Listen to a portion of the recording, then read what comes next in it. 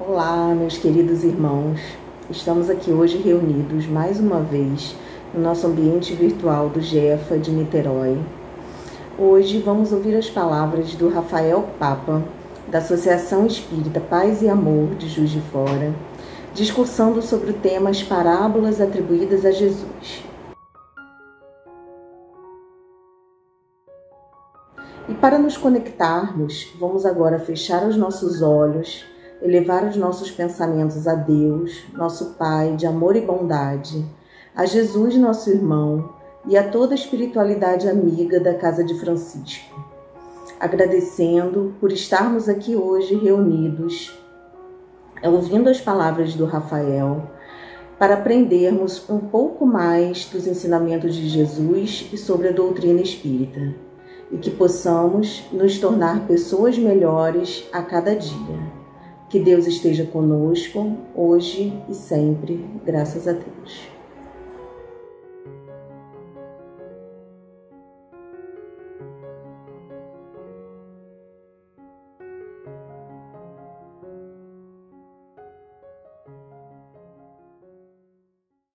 Olá, amigos. Boa noite a todos. Meu nome é Rafael Papa. Sou natural do Rio de Janeiro, porém já resido há 7 anos em Juiz de Fora. Me considero um cidadão juiz-de-forano, porém tenho raízes cariocas, raízes no Rio de Janeiro. Os meus pais moram no Rio, minha família toda também mora no Rio de Janeiro, então eu tenho um carinho muito especial por essa terra.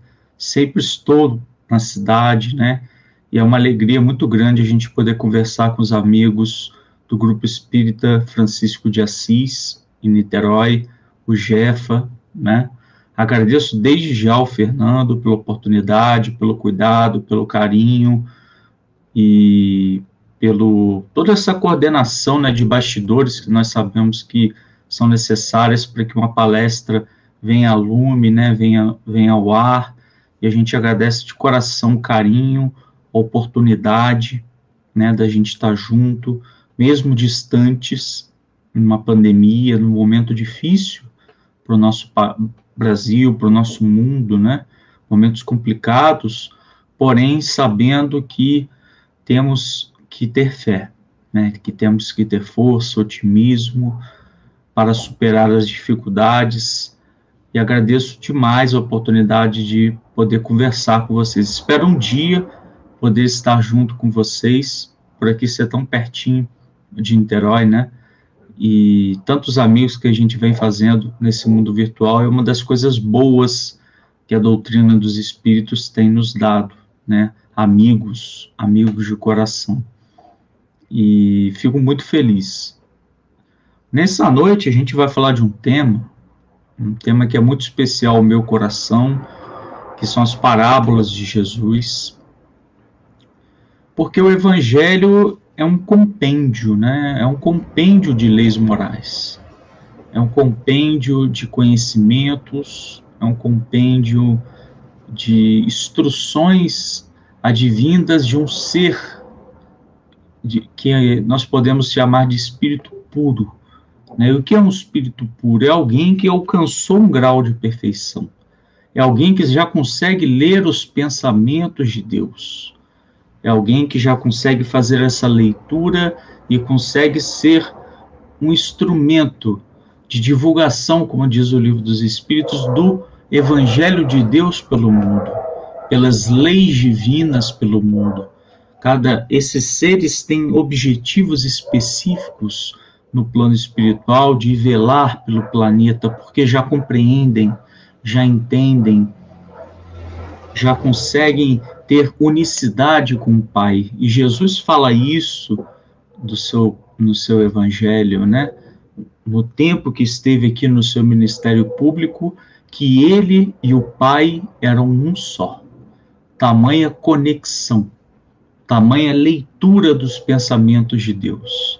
Nós, ainda seres imperfeitos, desconhecemos a natureza íntima de Deus. Mas, contudo, já nos foi apresentada um modelo, um espírito que nos trouxe essa bula essa bula espiritual de entendimentos que vertem do alto e que nos servem de cachoeiras, de alimento, não apenas físico, mas um alimento espiritual, um alimento para as nossas almas, um alimento para as nossas rotinas, e ali contém elementos fundamentais para a nossa existência. Quando a gente estuda as parábolas de Jesus, algumas coisas nos chamam a atenção, né? Além de dar uma passeada no tema, eu gostaria de contar algumas questões. A primeira delas é que as parábolas, elas foram influenciadas pelo próprio Cristo. Quando nós lemos no capítulo, na questão 278 do livro O Consolador, né, sobre os profetas e quem influenciavam aqueles profetas antes da vinda de Jesus, Zacarias, Ezequiel, né, Elias, o próprio Zacarias, o próprio Malaquias, que veio anunciar a vinda de Elias novamente, né, 500 anos antes da vinda dele, e tantos outros profetas que passaram pela terra e anunciaram a vinda do príncipe da paz, o nosso querido Isaías, que existe uma grande possibilidade aí em estudos, o nosso querido Haroldo, e também com outros amigos que se debruçam na obra Paulo e Estevão, que tem essa possibilidade de ser o mesmo espírito que Estevão, né, mas algo inconclusivo, claro que não, o objetivo da doutrina também não é provar isso, né, mas com certeza Estevão é um espírito bem evoluído, né, compreendi e vivi o evangelho sem ter o conhecido, né? E todos nós aqui estamos já conhecendo o evangelho, já estamos folheando as páginas, e o objetivo é internalizá-las no nosso coração, é gravá-las, esse conteúdo, no íntimo da nossa alma. E um desses profetas, que é o Isaías, né? Ele trabalha no seu 5º capítulo do seu livro, que é em torno de 63 capítulos, a parábola dos trabalhadores da vinha, né? Com chamados ao trabalho, com a vinha, né? Com todo aquele contexto também anunciado pelas parábolas. Então, a gente consegue perceber em Jotão, Ezequiel, Malaquias, uma diversidade de parábolas também contadas no Antigo Testamento, sabendo, de acordo com a informação de Emmanuel, que o próprio Cristo influenciava os profetas nessa questão 278. Então, o Cristo, quando ele vem à Terra, ele vem acender a chama do Primeiro Testamento. Ele vem acender a chama. Ele veio tirar da tábua, veio retirar dos pergaminhos as lições que ali estavam e transformá-las em vida. E as pessoas não entenderam as palavras do Cristo, quando ele disse que queria transformar aqueles pergaminhos em fé viva, quando ele queria abrir o templo do coração dos homens, porque ele queria reescrever a história. Mas agora, como um coordenador de um planeta, né, como um modelo e guia, como nosso governador espiritual. Então, temos o Cristo nessa posição de relevo moral no planeta, buscando resgatar e cumprir a lei. Ele mesmo diz, eu vim cumprir a lei. E quando a gente pega as traduções gregas, né, a gente não vê que é apenas cumprir, mas é completar a lei. Completar a lei. Porque é um corpo que estava meia boca. É um corpo que não havia tido entendimento. Então, Cristo ele vem encher aquele copo. Ele mesmo disse que veio trazer água, veio trazer vida, e vida em abundância. Ofereceu água à mulher samaritana. O Cristo vem reviver uma história, recontar uma história do Antigo Testamento, mas com palavras mais doces, suaves, de acordo com a natureza dos habitantes que ali reinavam. Porque as mensagens dos espíritos superiores são de acordo com a natureza dos espíritos encarnados. Nós não podemos oferecer um churrasco, né? Um churrasco com muita carne a uma criancinha de 6 meses. Nós temos que perceber o Evangelho, então, como um compêndio de ideias, um conteúdo espiritual, mas que ofereça algo que o ser humano seja capaz de assimilar. Então, Jesus conta parábolas também por isso. Conta histórias, porque as pessoas, além de se identificarem com as histórias, conseguem se colocar dentro delas. Então, ele vai passear pelas histórias. Lucas, que talvez seja o apóstolo do Cristo mais inteligente e o mais criativo deles, vem nos contar, por exemplo, duas parábolas que não existem em outros textos, que é a parábola do filho pródigo e a parábola do bom samaritano. Mas Lucas, ele colore, ele não escreve, né? Ele faz uma pintura de evangelho. Ele põe na parede uma pintura do Evangelho do Cristo e coloca enredos, nuances, detalhes, tudo aquilo que o Cristo havia dito, mas de uma forma lúdica, para que as pessoas pudessem se observar. As pessoas não podem se sentir distantes do Evangelho. O Cristo, mesmo sendo esse espírito de escola, mesmo sendo um governador planetário, nos trouxe ensinamentos no contexto judaico. No contexto judaico. Mas não deixaram de ser belos, não deixaram de ser ricos, não deixaram de ser valiosos. Foram instrumentos qualificados para o nosso crescimento espiritual. Então, quando nós começamos a adentrar no universo das parábolas, nós vemos Jesus, por exemplo, contando as parábolas do reino, que é contemplado lá no capítulo 7 de Mateus. Diversas parábolas, temos as parábolas das sementes, temos as parábolas da rede, temos parábolas do joio e do trigo, porque Jesus buscava contar aquele contexto comercial, econômico, e assim fazer alusão a personagens, para dizer verdades espirituais, para dizer conhecimentos de fundo moral divinos. Então, o Cristo vem nos trazer uma série de parábolas, e cada uma tem seu episódio. As parábolas podem ser entendidas por temáticas centrais, ou podem ser entendidas versículo a versículo. Podem ser entendidas num contexto, mas podem ser percebidas por outra perspectiva. Quantas vezes nós não observamos o Espírito Emmanuel trazendo uma qualidade filosófica para um conteúdo de uma parábola, e quantas outras vezes não vemos Kardec pegar a ciência espírita para analisar um determinado caso de uma parábola? Quantas vezes não percebemos Joana de Ângeles buscando o aspecto psicológico das parábolas de Jesus nos seus textos? Então, a avaliação interpretativa é muito subjetiva, mas não pode fugir. Não pode fugir do ensinamento dos espíritos, aquele ensinamento doutrinário, aquele controle universal do ensino dos espíritos que Allan Kardec tanto preconizou para nós. Então, que nós possamos fazer um passeio por algumas parábolas, né? São em torno de 44, e temos nos livros psicografados por Divaldo Franco algumas outras parábolas que não estão no Evangelho. Então, nós acreditamos que Jesus tenha contado outras parábolas, né? E que tenha possivelmente repetido a mesma parábola, até porque como, né, aqueles discípulos conseguiram decorar com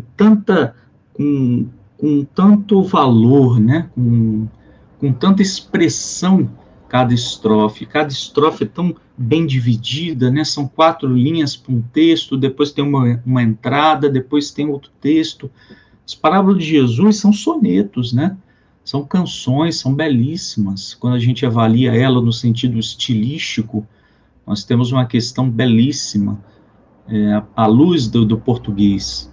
Então, somente um grande mestre poderia nos contar parábolas tão bonitas, tão valiosas para os nossos ensinamentos. E uma das parábolas que eu já gostaria de chamar a atenção para a gente trazer aqui com vocês que me chamou muita atenção a princípio por conta da misericórdia divina. Né? Nós podemos chamar de parábolas da misericórdia. E são algumas parábolas, especificamente 4, né, que fazem parte desse bojo de roteiros de histórias contadas pelo Cristo, que é a parábola do filho pródigo, muito conhecida mundialmente, né, transformada em teatro, em filme, em música, contemplada mundialmente em diversas canções. Temos esse termo filho pródigo na boca do povo, né, sempre contado, sempre delineado. Temos a parábola da dracma perdida, temos a parábola da ovelha perdida e temos a parábola do mordomo infiel. Então, são parábolas que nos remetem à misericórdia de Deus. Porque uma das hipóteses para Jesus ter contado também essas parábolas da misericórdia, que são 4 parábolas, era o grande desafio que ele enfrentava junto aos mestres da lei, junto aos religiosos. Jesus, em certo ponto, chega a olhar para os religiosos do seu tempo e dizer: vocês não querem entrar no reino dos céus e não querem que ninguém entre. Né? Dizendo que nós, enquanto religiosos, precisamos ser uma ponte para Deus e não um obstáculo. E ele enfrentava, através dos religiosos, esses obstáculos. Os religiosos do tempo de Jesus queriam legislar Deus e não implantar o seu reino no coração, transplantar, né, a semente de Deus e adubar no fundo da alma. Esse não era o objetivo daqueles religiosos. Até então, aqueles religiosos queriam legislar, queriam comentar sobre vidas futuras, dizer o que é certo, dizer o que era errado, mas não viviam os conhecimentos. E talvez uma grande vontade do Cristo era mostrar esse aspecto que hoje a doutrina espírita escancara, que Deus é misericordioso, que Deus é bondoso, que Deus não castiga ninguém, que Deus está esperando um estalo, está esperando um toque do nosso coração para que nós possamos ser abraçados por Ele. Que existem amigos no plano espiritual que nos aguardam pela nossa mudança, pela nossa reforma íntima, pela nossa renovação de pensamentos. Esses amigos nos aguardam. E quando nós voltarmos para eles, seremos abraçados. E na parábola do filho pródigo tem uma parte muito interessante, porque o pai coloca uma aliança no homem que retornou, no filho mais novo que foi embora. E essa aliança é o símbolo do casamento, é o símbolo da conexão, é o símbolo do estar de volta, é o símbolo de voltar a andar com as leis divinas, porque o filho pródigo sai, mas o pai está sempre buscando, assim como a dracma perdida, né? Que era uma espécie de uma moeda, de um colar que foi perdida, e você está sempre em busca. E Deus está sempre na busca dos seus filhos, através dos seus tutelados. A gente descobre no Livro dos Espíritos que Deus não age sobre a matéria. Deus é a matéria, né? Deus não age sobre a matéria. Deus se manifesta pelo fluido cósmico universal, trazendo leis que são regidas como uma orquestra. Mas ele não tem uma ação específica. Quem age nessas leis são os homens, são os espíritos. E quanto maior a evolução do espírito, maior é a ação dele sobre nós. Ou existem espíritos menos evoluídos que influenciam, né, os nossos pensamentos através de processos obsessivos, influências espirituais de toda sorte, que sabemos que trazem danos, malefícios para o nosso espírito e também para o nosso corpo físico. Mas temos que pensar nessa parábola sobre essa questão do errar. né, do se equivocar. Por que que Jesus vem contar um recomeço? Né?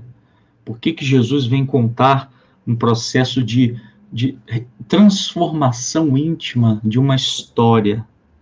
Ele conta na parábola do filho pródigo que o homem havia pedido os seus pertences, né, a sua herança a Deus, ao Senhor, ao seu pai, e foi para um lugar distante. É muito bonito. Dentro dessa parábola do filho pródigo, nós temos um momento que o homem está comendo com os porcos, né? Então, comer com os porcos nos tempos de Jesus significava todo tipo de impureza espiritual, todo tipo de desalinho, todo tipo de perda que todos nós podemos chegar, né? Todos nós estamos suscetíveis. Emmanuel, nos seus textos, junto a Chico, vem dizer que o filho pródigo respira em todas as organizações da Terra. Todas as organizações da Terra. Respira no campo econômico, no campo social, no campo político, em todas. Todos nós encarnados temos vícios morais.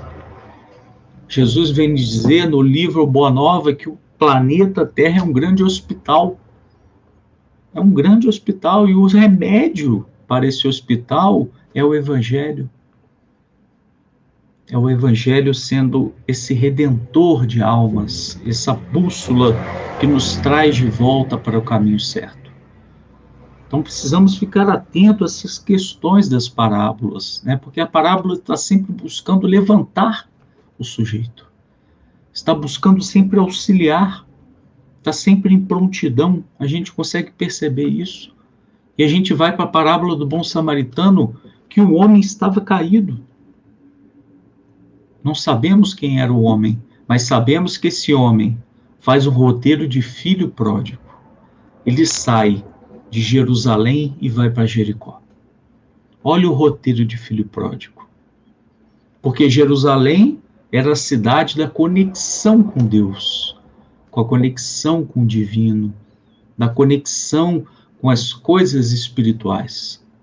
Poderia até ser uma conexão apenas aparente, uma conexão simbólica, né? Não estou dizendo que as pessoas ali eram mais espiritualizadas, mas que Jerusalém era um símbolo de conexão com Deus. No entanto, que as 3 festas, quando aconteciam nos tempos de Jesus, que era a Páscoa judaica, que era a festa das tendas, que era o Pentecostes, eram festas onde as pessoas subiam a Jerusalém, buscando esse contato com Deus, buscando festejar, buscando estar próximo à divindade, esse Deus único apresentado por Moisés.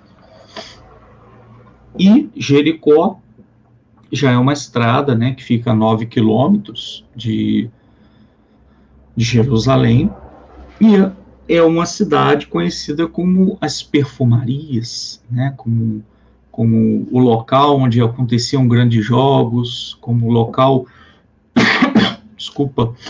como local que ocorriam grandes momentos ali no campo da sexualidade, né, onde haviam muitas prostitutas, onde de fato era um local mais assim hostil, podemos dizer, no campo das paixões inferiores. E esse homem faz esse caminho. E as pessoas que navegam por esse caminho hoje em dia, e até hoje dizem, né, que é um caminho extremamente perigoso. Sair de Jerusalém para Jericó era um caminho perigoso.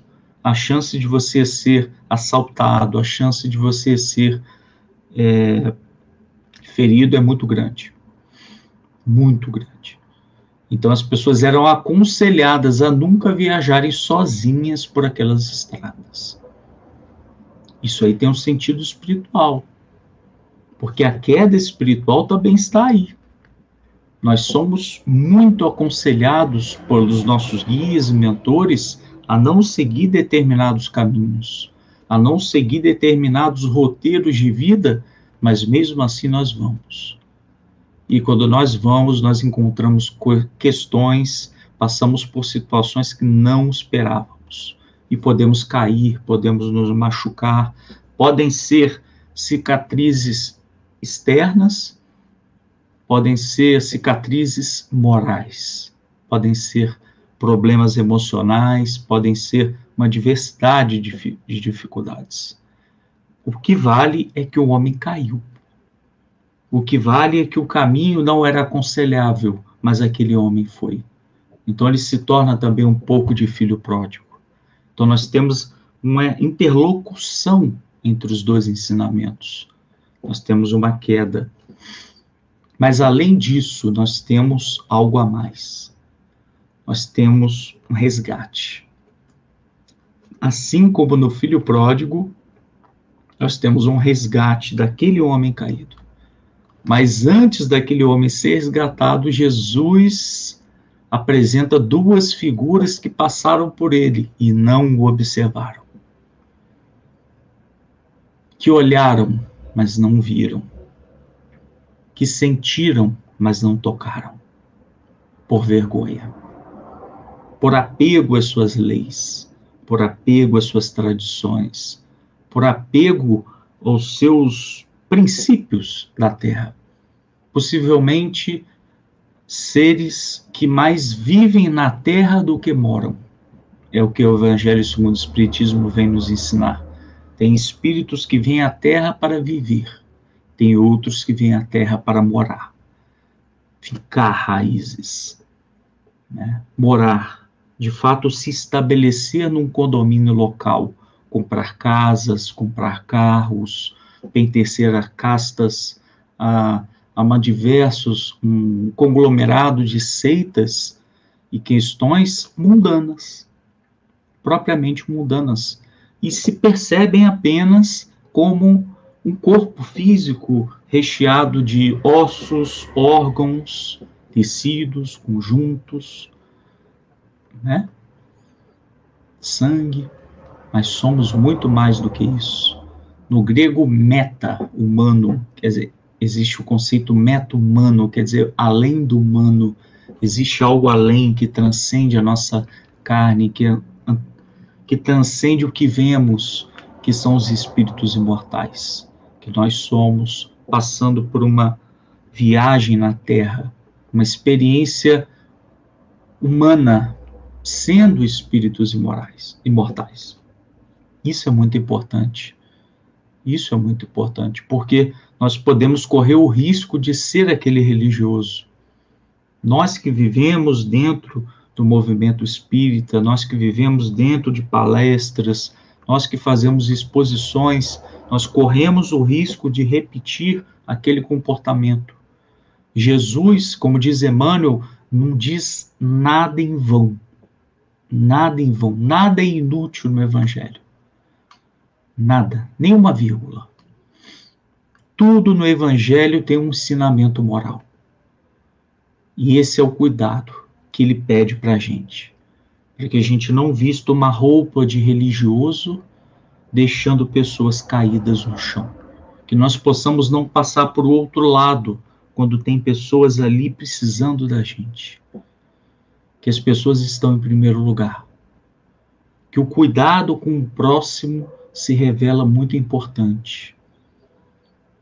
Tanto o religioso quanto quem o acompanha, que é o levita, que também é contado na parábola. Esse levita é o assessor, é aquele que executa as ordens do sacerdote. Então o levita também está nesse contexto de quem acompanha o religioso. E Jesus vem contar outra parábola do cego que guia outro cego. Nós temos que ter cuidado para percebermos as nossas atitudes, os nossos conceitos, para verificar se somos pessoas capazes de refletir sobre um assunto ou se estamos apenas seguindo uma ordem por seguir. A fé raciocinada nos instiga a pensar, a raciocinar, a colocar as coisas em cima da mesa e fazermos uma breve reflexão sobre a vida e sobre os propósitos. Pois o último homem que chega é o homem indesejável. E Jesus gostava de valorizar os indesejáveis. Jesus tinha uma predileção por pessoas indesejáveis, tinha uma predileção pelos pecadores, tinha uma predileção pelas prostitutas, porque ele mesmo disse: eu vim para os doentes.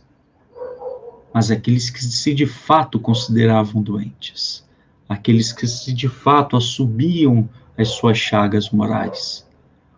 E Jesus conta a história de um samaritano que era odiado pelo povo judeu, um samaritano que tinha outro templo no outro ponto da Judéia, que não comemoravam juntos as festas.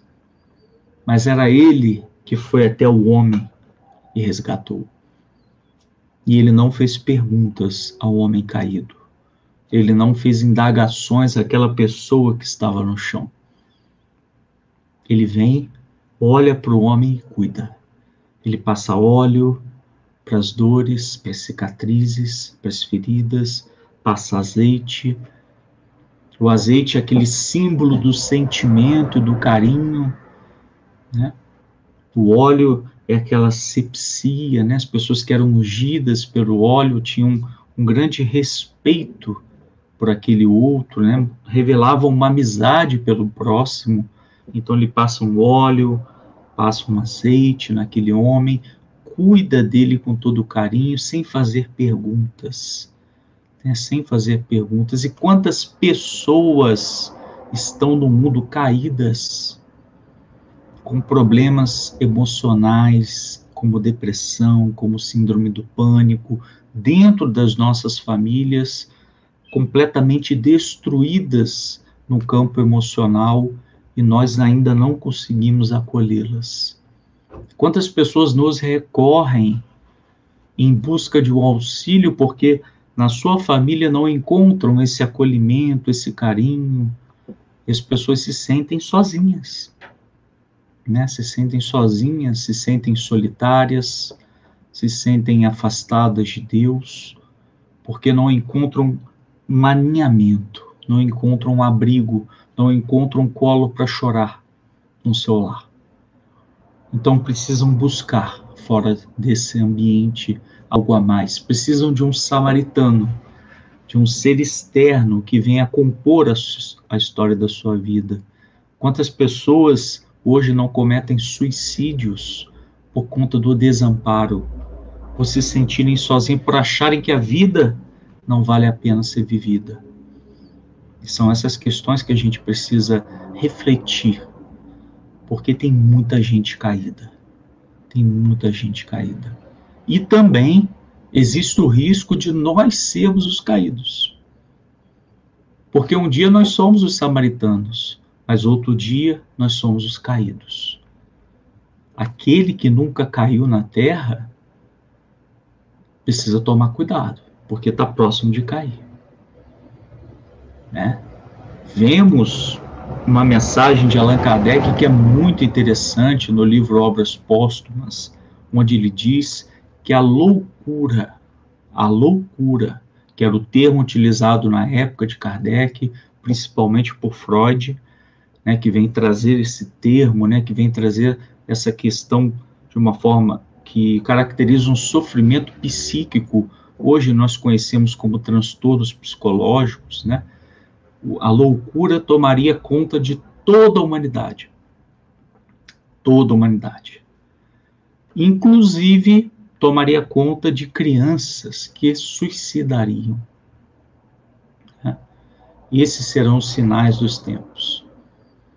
Ou seja, a transição planetária, muito bem ofertada através da parábola da rede, que é uma das parábolas do Cristo, também ofertada pela parábola do joio e do trigo, que nos traz um cenário aí de transição planetária, e que são ofertadas por simples histórias. E esses homens caídos precisam ser levantados, precisam ser soerguidos. Olha que trabalho bonito de quem trabalha, de quem vive soerguendo almas, dando chance a corações, dando esperança, dando remédio para quem está doente, visitando hospitais, trabalhando em prol dos assassinos, que estão presos nas penitenciárias, que sentem as culpas e as mazelas e até processos obsessivos de toda sorte. Quanto que a humanidade precisa do outro, né?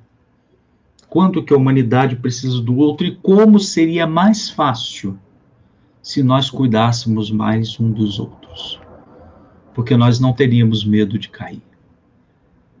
Se você confia muito no amigo, se você olha para o lado durante uma jornada, durante uma caminhada, e você vai fazer uma caminhada, por exemplo, de 5 quilômetros com esse amigo, quando você sente que vai sentir alguma dor na perna e você cai, quando você cai seguro de que esse amigo vai te soerguer, a viagem fica muito mais fácil. Mas quando você vai sozinho, quando você vai buscando autossuficiência, quando nós vamos inseguros do ambiente que nos cerca, a dura atividade de estar encarnado se torna cada vez mais difícil. Então, o carinho que a gente pede para com as questões emocionais é um pedido, né? É um pedido que nós todos fazemos sempre, que principalmente as pessoas que se debruçam no campo da psicologia, porque existem muitos corações caídos. Nós precisamos cuidar deles. Nós precisamos soerguê-los. Nós precisamos auxiliá-los. E esse ponto espiritual, que é o centro espírita, é fundamental. Após a pandemia, para esse tipo de trabalho, de acolhimento, de cuidado com o próximo. Bezerra de Menezes tem uma frase muito bonita, que me chama muita atenção, e ele diz uma frase que sempre me toca bastante. Ele diz que quando a caridade é muito discutida, o auxílio pode chegar tarde. Uma frase que sempre me chamou muita atenção. E o bom samaritano, ele não discute, ele ajuda, ele auxilia. O próprio Cristo também faz isso, enquanto modelo e guia, percebemos ele em diversas ocasiões do Evangelho auxiliando o próximo, cuidando do próximo. Na tempestade acalmada, por exemplo, primeiro ele pede para que a tempestade se acalme, para que depois ele dê uma lição. Quando ele está próximo a alguém doente, alguém necessitado, ele apenas age fluidicamente para que aquela pessoa fosse curada, para que a divindade que se manifesta no Cristo pudesse auxiliar aquela pessoa, aquele DNA divino do Cristo, pudesse acolher aquele acolhido, aquele assistido, e depois ele vinha dizer: a tua fé te curou. Vá e não peques mais.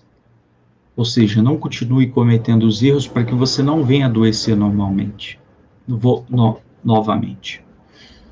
Mas primeiro ele cuida, primeiro ele resgata, primeiro ele intensifica o processo de carinho com o próximo e depois ele traz uma lição moral. Ele é modelo e guia, né? A sua pedagogia deveria ser mais estudada para que nós possamos colocar em pauta nas nossas agendas pessoais. Isso é muito importante para a gente, né? Enquanto espírita, enquanto seres humanos e principalmente enquanto espíritos imortais. Para a gente fechar, tem uma história muito bonita que eu gosto de contar, que é uma história do Chico, que ele está num dia, né, onde ele começa a trabalhar em Pedro Leopoldo com assistência social, levando quentinhas, né, para os mais necessitados, pessoas que dependiam de fato da visita do Chico para alimentar a sua barriga, né? O próprio Chico dizia que barriga cheia não lê evangelho, né? Não consegue estudar evangelho. Como é que alguém com fome, com sede, com frio vai estudar evangelho e vai se espiritualizar? Né? Ele costumava dizer isso com muita frequência. E ele tinha esses trabalhos sociais que ele gostava de fazer, até como recuperação espiritual dos seus trabalhos. Emmanuel dizia que o movimento da alma enobrece, né, o espírito, né, o trabalho enobrece o espírito, e ele se recompunha nesses momentos onde ele ia à rua, cuidar das pessoas. Chico era uma figura fantástica, maravilhosa, né? Eu costumo dizer que eu tenho dor de cotovelo, né? Para as pessoas que conheceram e conviveram com Chico Xavier. Tem dor de cotovelo mesmo, né? As pessoas que tiveram a oportunidade de sentir aquele espírito, de estar próximo a ele, né? E quem aproveitou, aproveitou, né? Quem não aproveitou, só no mundo espiritual, se tiver acesso.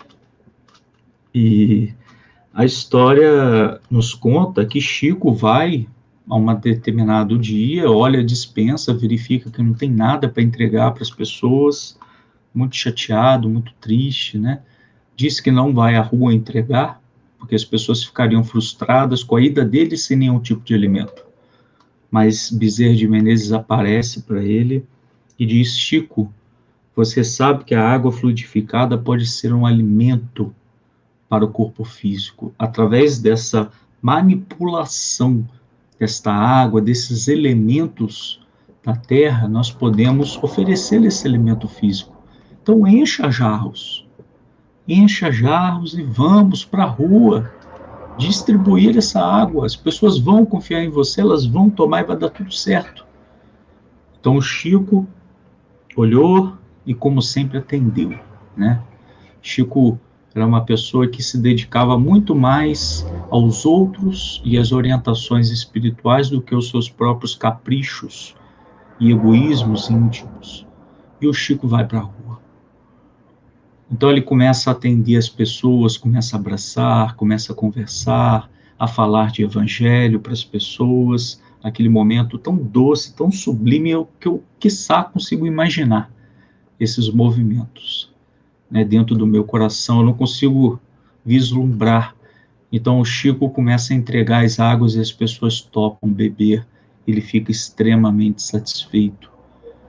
Mas no meio das entregas, no meio da assistência material que ele estava oferecendo àquelas pessoas, acima havia uma ponte, né? E essa ponte começou a buzinar para ele, e o motorista, muito apressado, dizia que queria encontrar o Chico.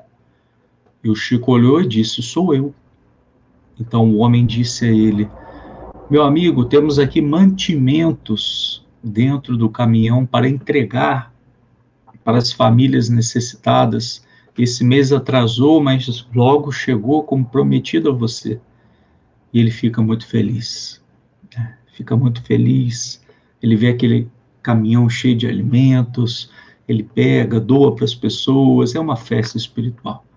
Devia ter sido muito, claro, guardado as devidas proporções, a multiplicação dos pães, onde as pessoas esperavam do alto a manifestação de Deus, e as pessoas receberam aqueles alimentos, ele ficou extremamente emocionado, mas a razão o convocou em determinado momento, quando ele perguntou: meu amigo, tudo bem que você veio aqui, você me ajudou, você me auxiliou, você trouxe esse material, tudo bem, não tem problema, eu fico muito feliz e estou grato por isso. Mas quem disse que eu estava aqui debaixo de uma ponte a essa hora da noite?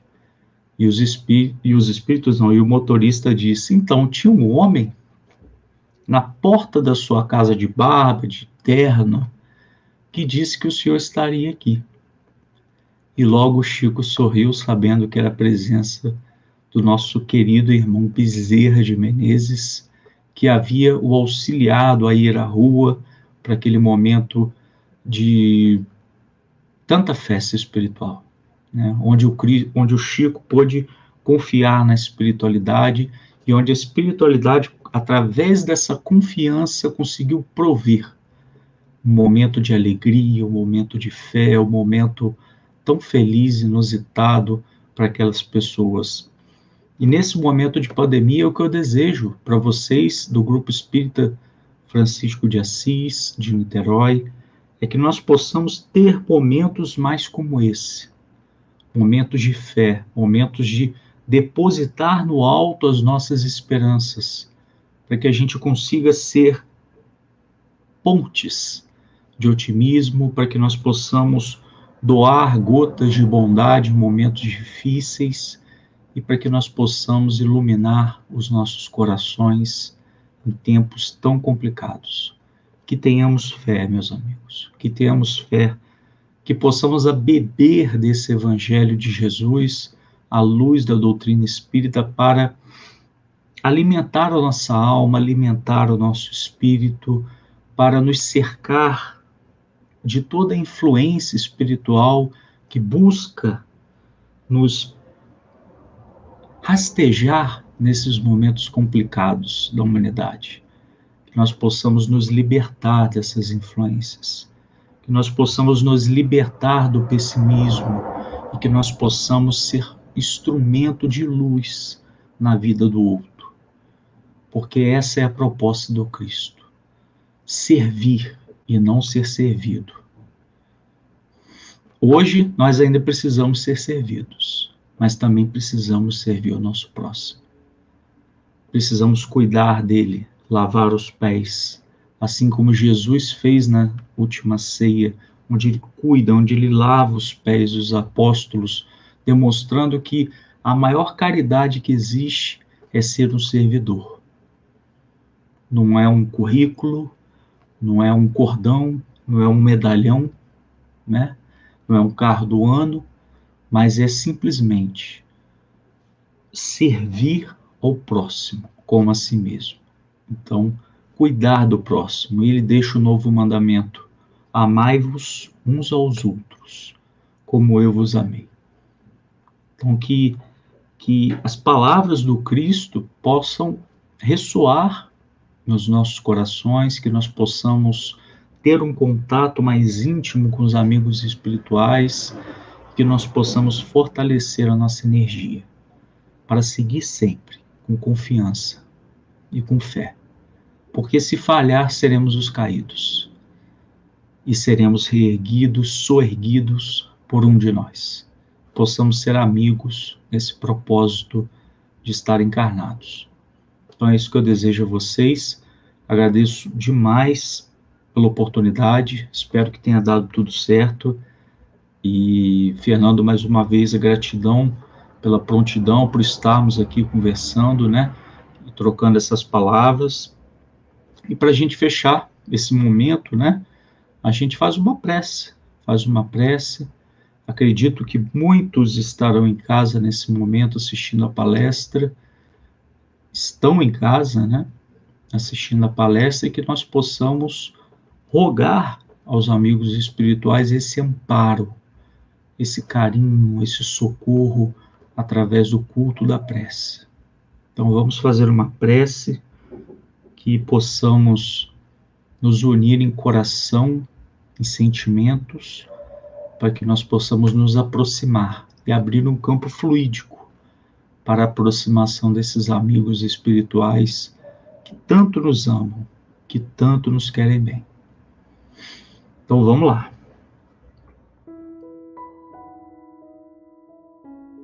Senhor Jesus, meigo Rabi, irmão mais velho, amigo de todas as horas, guia e modelo da humanidade, rogamos ao Senhor amparo, assistência espiritual.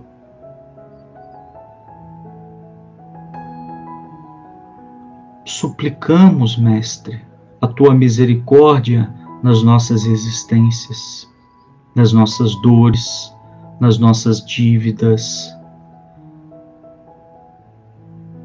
Desejamos sorrir, desejamos irrigar alegria, felicidade e transbordar momentos alegres com os nossos próximos.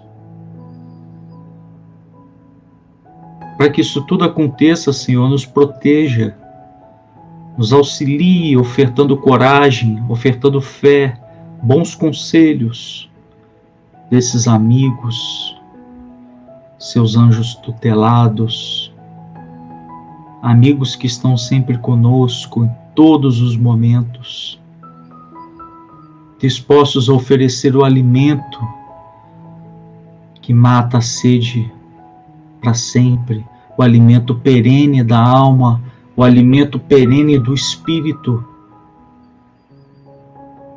Que possamos ser alcançados pelas dádivas espirituais, pelo sublime momento com Jesus, pelo sublime momento com Jesus, que possamos ser Lázaros, que saem das tumbas e ressuscitam para a vida, com alegria, com luz, com esperança, retirando os mofos íntimos do coração. Que possamos perlustrar a nossa estrada com energia e dedicação espiritual. Deus esteja conosco, Jesus esteja conosco, irmãos espirituais estejam conosco, agora, hoje e sempre. Assim seja.